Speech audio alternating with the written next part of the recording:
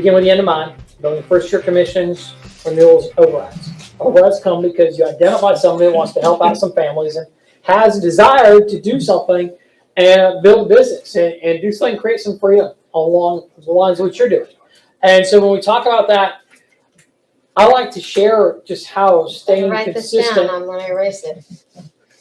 How staying consistent with that and what that's yielded along with some relationships. So just kind of give you experientially. So if I start with Andy and Jane Albright. Andy had a buddy he talked to, and we called him Lobster Man. The ones that aren't with us, they're just a dot. I'll just tell stories, funny stories about them. But he talked to Lobster Man. They called our friends Alex and Jeannie Aiden. And Alex and Jeannie, Alex was working with Noel at the time, and they talked to Noel, and I gradually came along later. And then we ran an ad in Phoenix, Arizona, and there's a guy named Paul and Val Epstein that answered that ad, even though they were living in Alaska at the time. Talking about a thin thread. Okay, well, he talked to his buddy Joseph Dukes, and so now we've got Joseph and Venus. Is that Chris Powell? Okay. So they talked to Joseph and Venus. Joseph was working in the mortgage business at the time, and he got rolling with us, and he ran an ad up in the Salt Lake City area, and he found a guy. I forget his first name, but I remember this guy. He was doing some stuff, but he then talked to his cousin.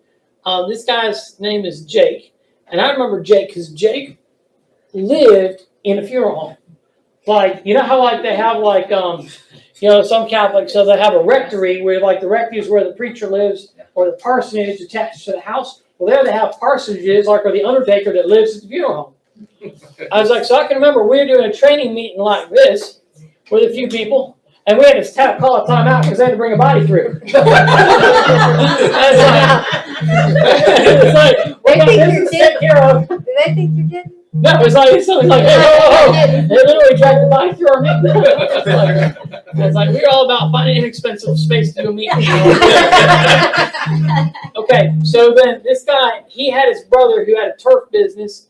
And got started with us with sod and then fertilizer, sell sod to golf courses and things like that. And then this guy, he had his next door neighbor that worked. This guy worked in the insurance business, and he was a right hand man of this guy that was like turned out to be on like the FBI's most wanted list for financial crimes.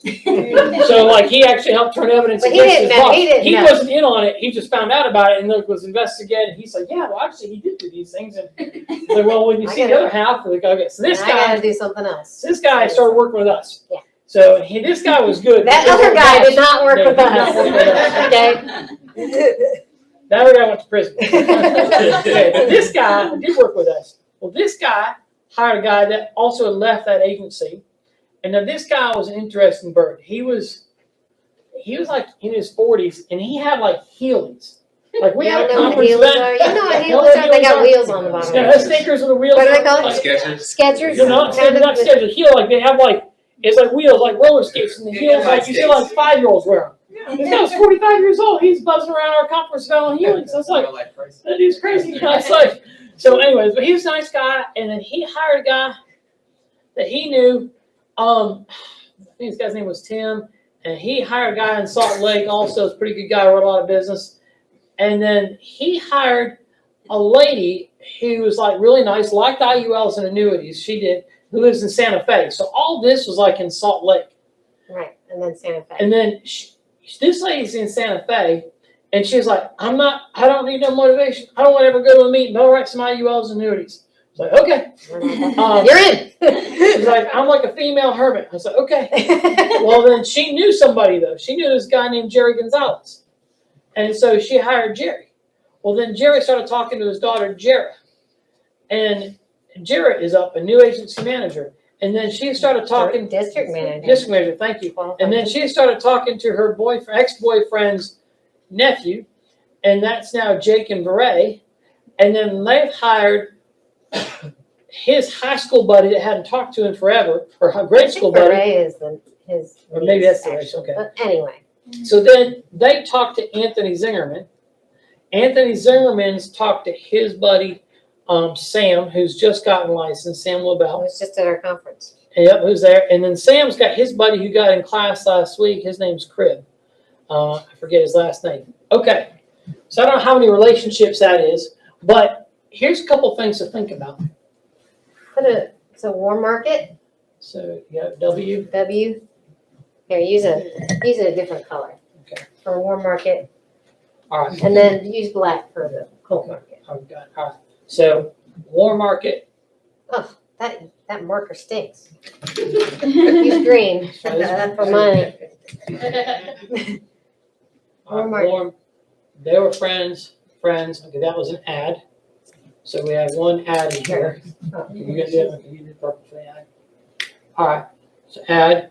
Then this was Warm Warm Market. Market, and then that was an ad. Add. And then this was Warm Market, Warm Market, Warm Market, Warm Market, Warm Market, Warm Market. That was an ad. And then this was Warm Market, Warm Market, Warm Market, Warm Market, Warm Market, Warm Market. So, seeing this visual, we wanted to lay out a visual aid. Now, this is the deepest organization within our team, right? I think so, yeah. It might even, I don't know, close to the deepest one in the Alliance, okay? But as you can see, how many were ads? This is three. Three were based on an ad. Now, we find great people through ads. All these people are great people that we've found by placing an ad. But as you can see, all these other people, great relationships that were formed and were based on relationships that were already in place before they even started or even thought about getting their insurance license, okay? When I got hired, I knew Alex. Alex and I worked together in a company before this. And I knew he was a great guy. I trusted him. I knew his wife and stuff like that. So when he approached me and asked me if I wanted to make some money, I was like, yeah, absolutely. I didn't really question anything. Like I didn't need to question it because I knew him, right? I knew he wasn't going to lead me down a weird road. Now, some of my other friends do. That's okay. You might be thinking, well, my friends are, but my point is not all these people worked out, but most of them came through other relationships that were already in place. Okay. Not everybody's going to work out and not everybody's going to do this, but a lot of the great people that you find are already, are people that you might already know or that you might at least have some acquaintance with, right? Not all of these were strong relationships, but they were just, hey, yeah, I know somebody that might be able to do this kind of deal. See what I'm saying? So I would not be in this business if it wasn't for Alex Avian asking me. And here's why. Because I wasn't looking for a job.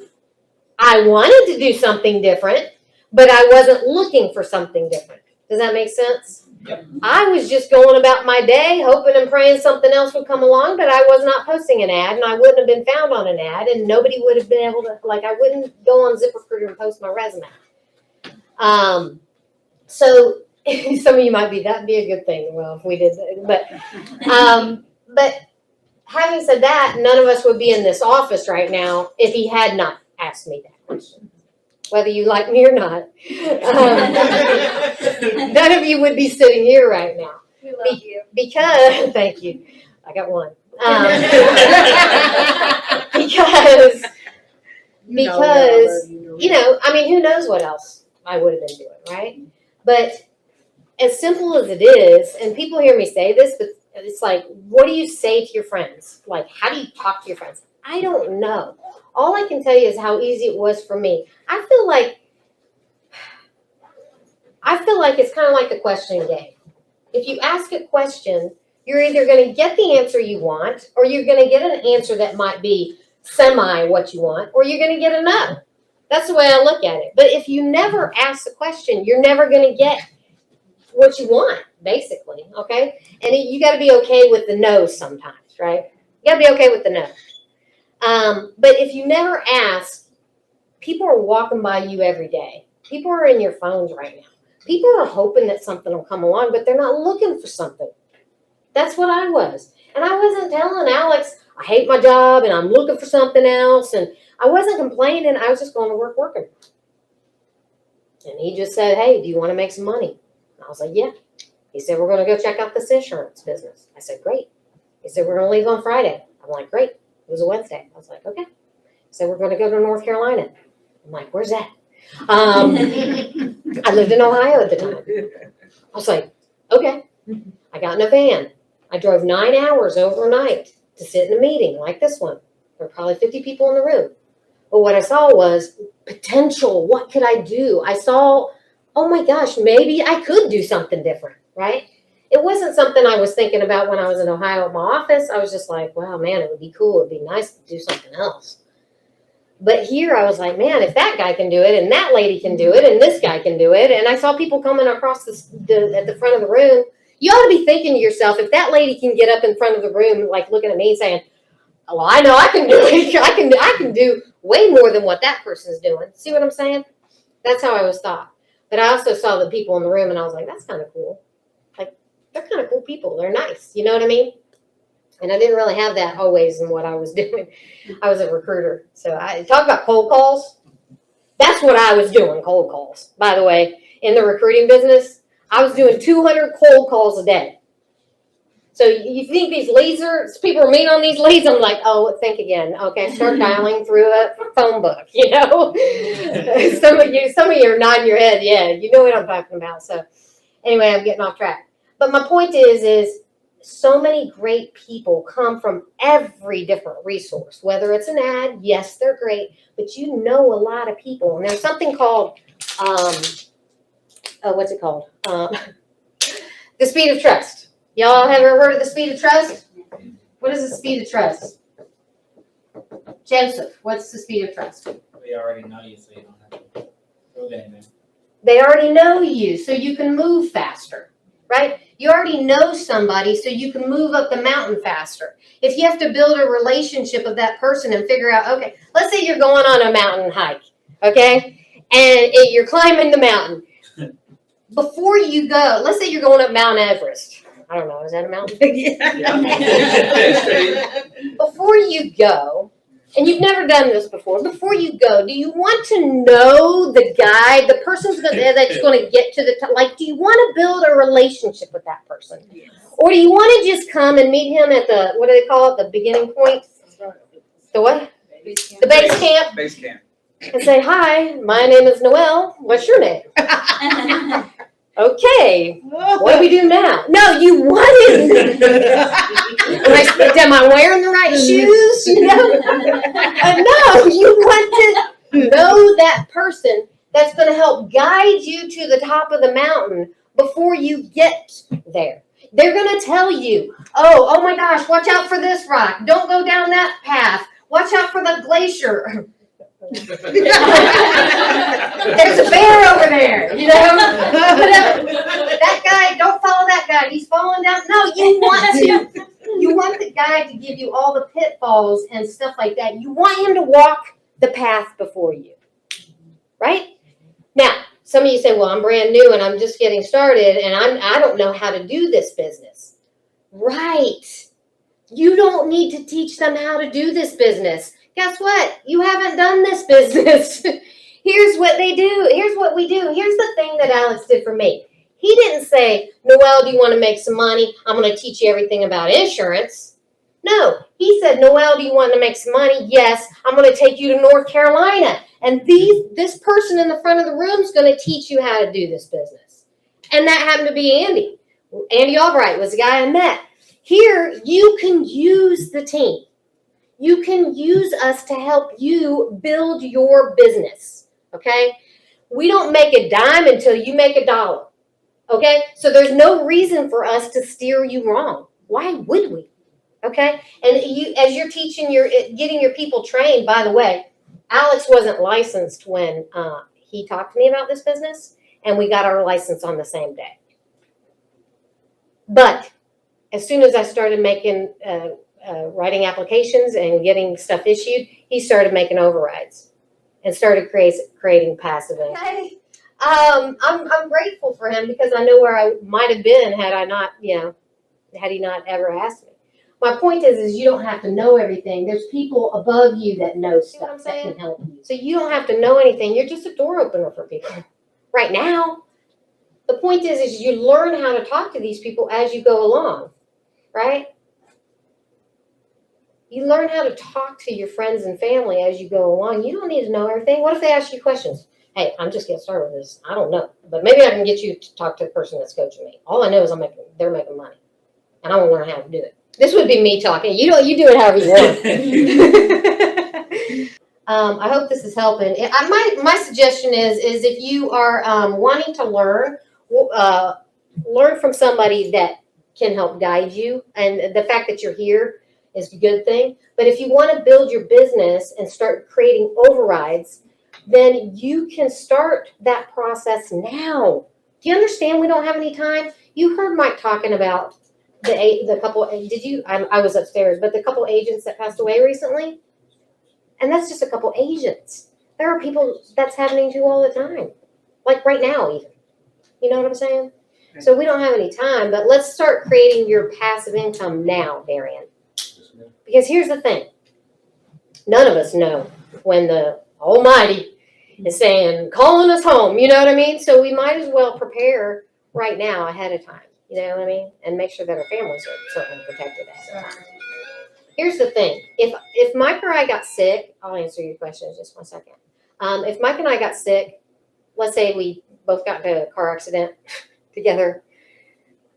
I don't want to speak. I don't want to speak that into. Say last month then. Last month, our kids would still have money coming in. If we go on vacation for a month, we still have money coming in because of the stuff that we've helped other people create. Anything else? I think, based on what you're talking about, it's like when you talk about running the insurance business, you build an organization is building an insurance policy for your insurance income. Right. So it's like, okay, so it's like a good form of corporate business insurance. Have overrides. So that's a big thing. Another Overrides, the IUL, like it's income, it's streams of income, right? right. So then you're taking some of your income now, you put it in IULs, that's for a longer term. But overrides you can create more like now. Right. And you can scale reinvest back in and scale it up. Reinvest back in. And really, we didn't talk about going partner, but that's another piece. How many people understand our partnership opportunity?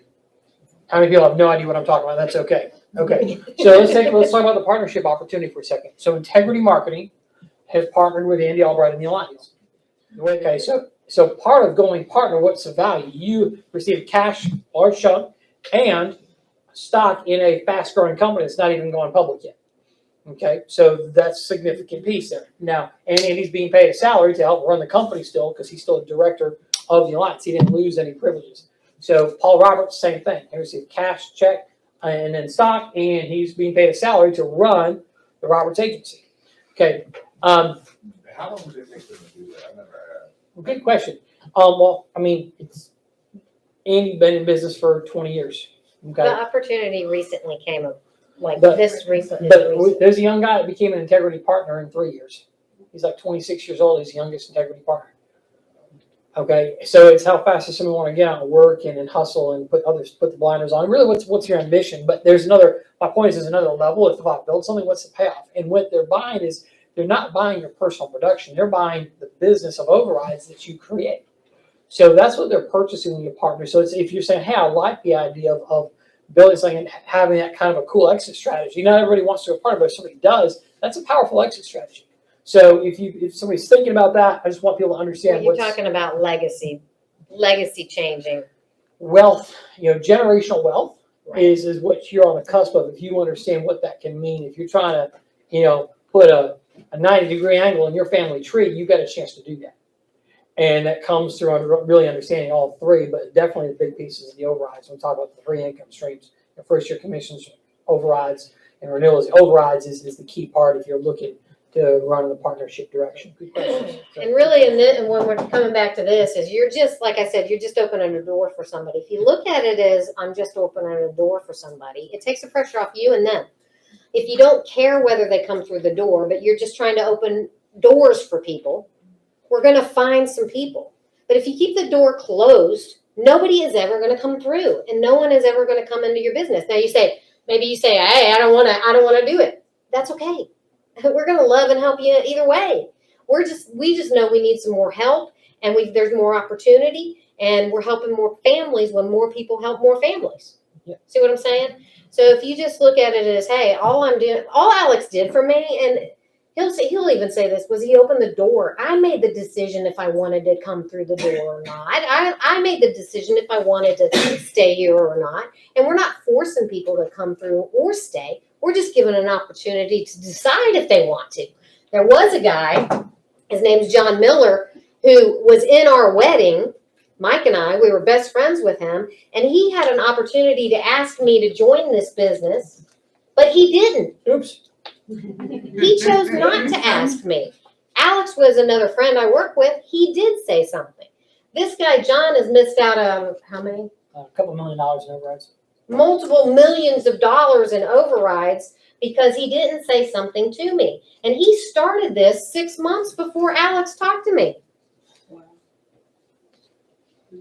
Oops. It could happen to any of us because you never know who's looking for something. But this guy, no kidding, missed out on multiple millions of dollars in overrides that Alex has been putting in his bank account every month, and it's happening every week, 3 times a week, because he still gets bonuses, overrides, and other things off of us every week, and it's ongoing.